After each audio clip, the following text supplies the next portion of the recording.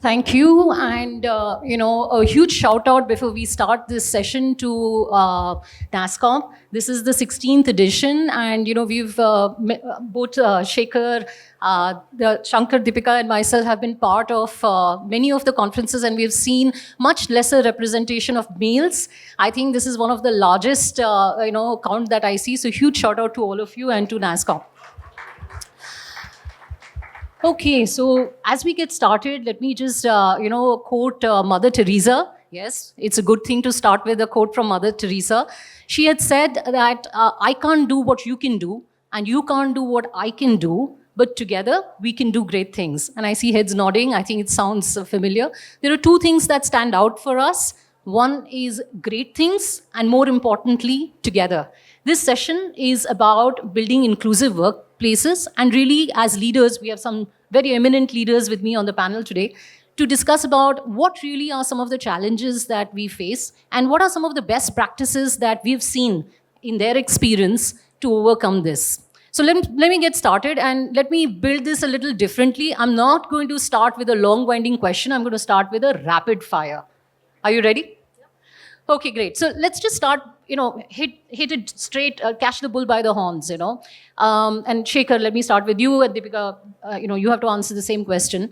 What, according to you, are the top 2 or 3 challenges that hinder leaders from creating inclusive workplaces? And you can just call them out. We'll get into details later. Okay. Thank you, Sarika. Good afternoon, everyone. From the perspective of a business person on this panel, I feel the number one challenge is change management. Like, how do you execute a D&I agenda all the way from the strategy down to the grassroots level? And the second one is, how do you overcome an unconscious bias? I'm happy to elaborate on these as we go forward. Change and unconscious bias. What are yours different? Yeah, I think just 2 more, given this is rapid fire. Yes. And so I think for me, the first one would be truly actively advocating. So the intent versus impact gap, and I'll talk a little bit more about that later. And the second one is, how embedded are your DEI practices in the entire life cycle of an employee? How are you looking at inclusion in every aspect? And we can talk about that a little later as well. I couldn't have expected a different answer. Madam Deepika is the CHRO, so obviously there's a lot of focus on organization structure and design. Let me ask you, Deepika. You mentioned about 2 specific, differences, which is intent versus actual action and organization design. Can you elaborate some of the challenges you faced and how have you addressed them? More importantly. So I think the intent versus impact is something that I would really like to call out, because I believe that we all start with a good heart. We all have the right intent. We'd like to include people. We'd like to be mindful and respectful of other people. But does it stop there? And if the intent is right, and if the intent is to do the right thing, then the next step is to take active action. And which is, I think, where a lot of us, and I see that roadblock, right? We all say that I believe in this cause, or, I support, let's say, people with disabilities or LGBTQ+, I'm an ally. But is just being an ally enough? Is just having the right intent enough? What am I doing every single day to actively sponsor, actively, if I have a voice, if I'm a leader, if I have a seat at the table, use that seat to do the right thing? So I think active sponsorship is really, really important. If you have a voice, you need to make use of it. So that's the first one. And I think that's a reflection to everybody in our respective roles, wherever we are. And, at Goldman, we also say that we all need allies and in different parts of our life, at work and at home. And we can all be an ally to somebody else. So what are we doing in our respective roles to be that ally and include people? And if you have a voice, make it heard. The second one that you touched upon on org design, again, I think, what are we thinking from the inception, where you sort of are trying to attract talent, till the entire life cycle of an employee. How are your hiring practices inclusive? What are you doing to build awareness as you sort of get talent in? Once the talent is in, what do you do to make sure that people have a sense of belonging? How are you listening to your people? How are you engaging? How are your talent processes making sure that the right behaviors, and therefore I think again it has to be driven top down, accountability at the leadership level, to make sure that your talent processes and the culture in the organization is recognizing and rewarding the right behavior. And then therefore I think just making sure that the entire journey of an employee, there are different measures to make sure that you're doing the right thing, and initiatives to embed inclusion. Thank you, Deepika. And a few things, couldn't agree more with you about, how do you convert intent into action. One of the things we'd also discussed behind stage before we came here is how many organizations, including yours, have embedded, parameters on progression and on leadership growth, which are linked to being an inclusive leader. And I think some of those best practices are also, helping create more inclusive workspaces. I also wanted to remind us, of a survey which was done by nasscom and Aon, which really talked about that 75% of the people, which is 3 out of 4 organizations, said that D&I or being inclusive is a CEO agenda. So very aligned to what you said, Deepika. Let me come to you, Shankar, very quickly. As a business leader and as a business sponsor for creating inclusive workspaces, what are some of the practices that you have adopted for listening to all voices? It does not need to be only gender. We have, inclusivity includes much more wider net than only in gender. Thank you, Sarika. So, for me, the way I look at it is to include all voices. Obviously, there are very formal channels, right? There is variety of surveys and various other mechanisms that leaders use to get feedback, whether it is pulse surveys or manager surveys and roundtables, town halls, and so on. But there's only so much that you can do top down and in a more formal way. It is also important that as associates and employees, how the role that affinity groups play, the role that all of us play day to day in seeking out those voices, right? I'll give you an example from one of the affinity groups that I sponsor, which is on persons with disability. So we had an associate, and we still have him, who was hard of hearing. And in our interactions, we learned that his network is pretty much limited to, let's say, his manager and his immediate team. And the insight that we had was like knowing sign language was a cornerstone of his network. And he was limited by how many people knew it. And there's only so much that he could be doing in his day-to-day in terms of, obviously he was very productive and successful in what he did, but his whole experience was not complete. And therefore, an idea came from somebody on the team that why not have more people learn sign language? And we started that just about a year to 18 months ago. And today we have more than 100 people in the organization who know sign language at an intermediate level of proficiency. His network has just become way wider and his experience is richer coming into the office daily. I think these gestures, each one of us has something that we can do. As leadership, as Deepika said, how do you translate intent to action? Intent is set by the leadership, by the top, but how do you execute it into the way of the working and the way of the doing on a day-to-day basis? I think that's where we all have a role to play. Great, and a very good example. I think those 100 people are richer in their own lives by being able to engage, with a larger group. So thanks, Shankar, for that. Shankar, you also mentioned about unconscious bias as being one of the biggest deterrents for creating inclusive workplaces. And couldn't agree more. I think all of us in the room, would agree to that. Also, the panel ahead of us gave examples of how even in creating chatbots, there is a bias that comes in terms of the assistant that you would want to support you. So what are some of the examples of how you have seen unconscious bias being addressed? So again, it starts with awareness. So I think as a person from an analytics field, bias and variance is something that we deal with all the time. It's all about the trade-off between these two. As I like to say it in my team, the journey is from how do you go from unconscious bias to conscious unbiasing, right? So it is a journey.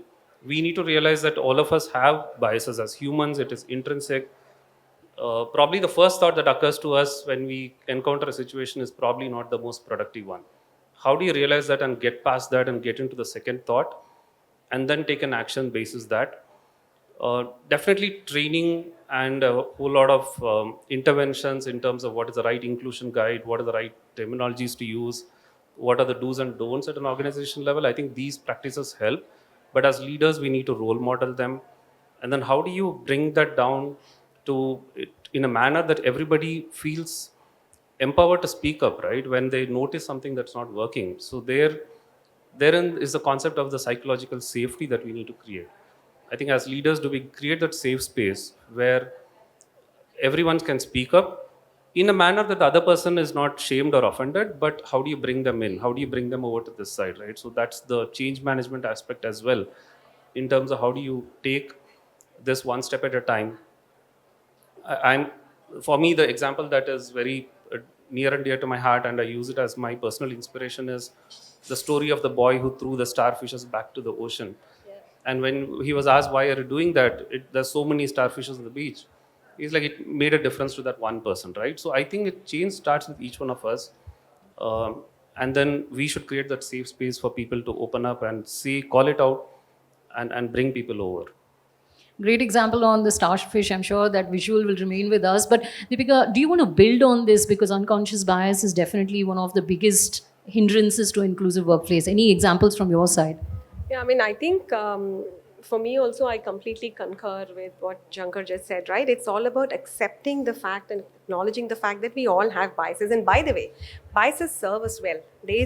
Our intuition cannot be underestimated. It does serve us well. But I think the point to remember, which Shankar also made, right, is, am I pausing in the moment to recognize that I have a bias based on whatever my prior data, conditioning, my own understanding, orientation towards a particular topic and a subject, but am I pausing to see if I need more information to get to the right outcome and take the right decision?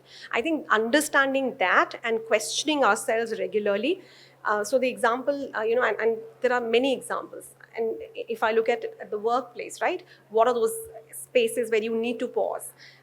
When you're interviewing, we all know that there is enough and more research to suggest that we quickly make up our mind in the first 30 seconds. And then every piece of information in that conversation for the next 30 minutes is being collected using the filters of the decision that your mind has already taken.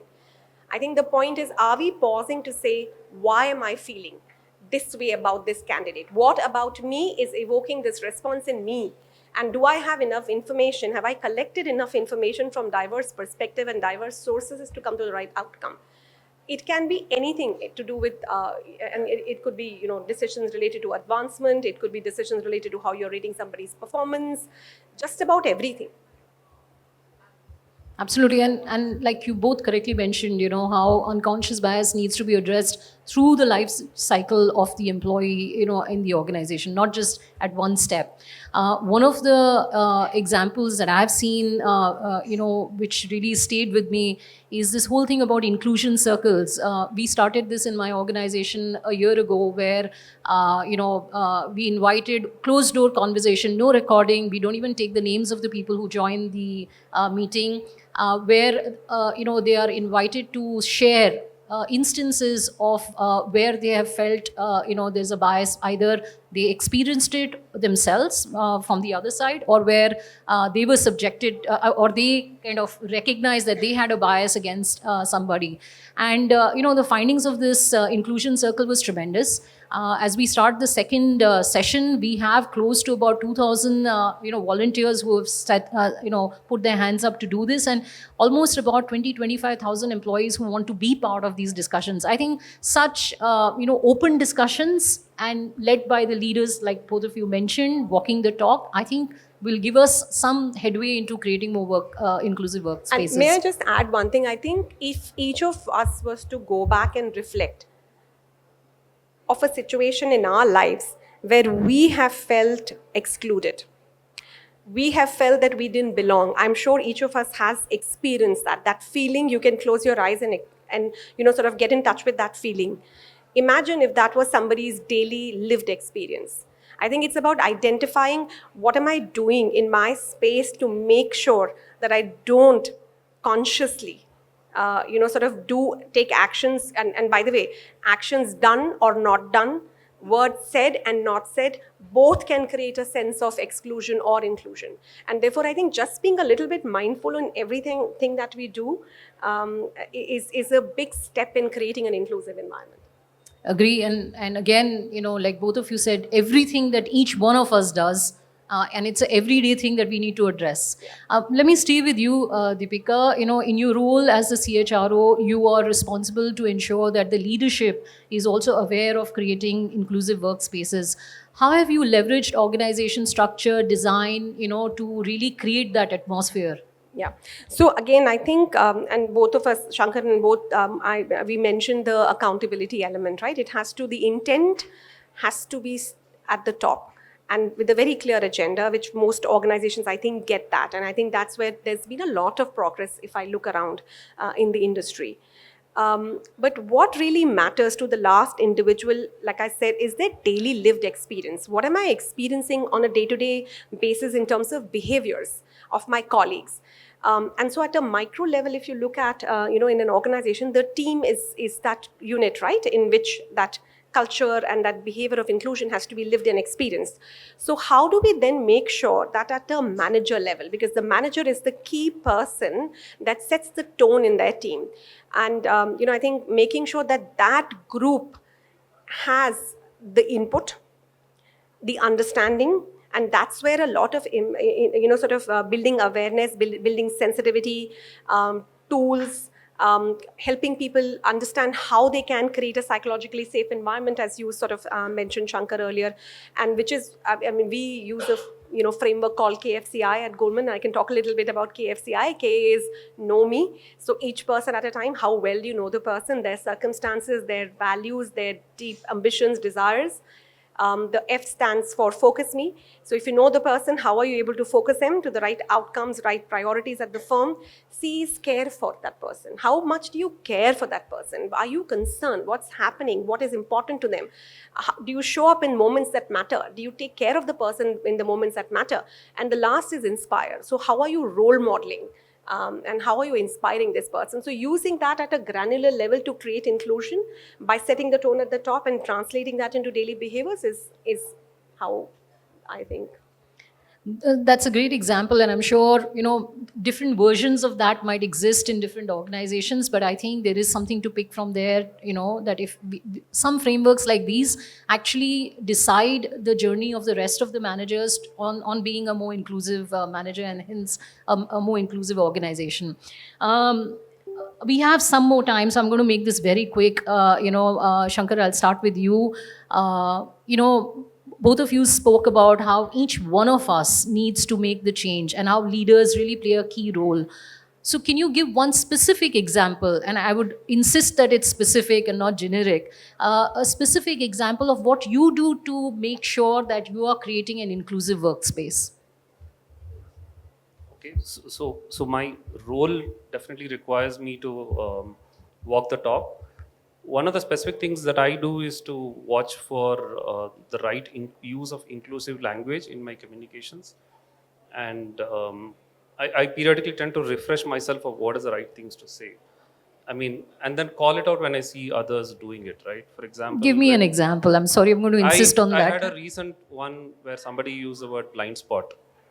And then it was used in a positive thing where it was in a performance development conversation. And then I had to say that, are you tuned to the fact that usage of this word could mean this in a different context? Just a recent example, but then we also have examples of people still calling all hands meeting and changing that language to say all associate meeting, right? Simple things, simple starts, one step at a time. Great example, Shankar, because what we speak is what is in our mind, and it's a reflection of our own biases. Deepika, your specific example. I think multiple things. Language, of course, is a key one. But apart from that, I'm very conscious about, since you asked specifically, in a meeting setup, if somebody is not speaking up, like there are people who are very they are out their mind, and then there are quiet people. And so because diversity is not only about the things that we talk about, even personality types, it plays out that way. So making sure that the person who's not saying anything is also felt heard is one such way to include people in a conversation. I also think it's really, really important for a leader to be accessible. I run very intentional, periodic open office hours to connect with it, and anybody can book time. So listening to people, making sure that they feel heard, and that also gives me, by the way, it's a huge learning for me because I learn so much from those conversations, is another way to sort of make people feel included. Great examples, and a lot of it each one of us can take back. For me, it's very simple. Since I insisted you give a specific example, I'll make a specific example myself. I do not participate in any conference or any event where the panel is not a diverse and an inclusive panel. It's as simple as that. And even in whatever we do in our own organization, we make sure that all the panels, all the people on stage are it's an inclusive setup. I think there's a lot that we can continue discussing. But we promised Linika that we'll close on time, and the time is just up. Thank you so much, Shankar, Deepika, for a very interesting discussion. This is a journey, and I think each one of us plays a very important role. So we'll count on you to continue to create inclusive work spaces. Thank you. Thank you for the opportunity. Thank you. For more content on tech and leadership, subscribe to NASScom YouTube channel and press the bell icon to never miss an update.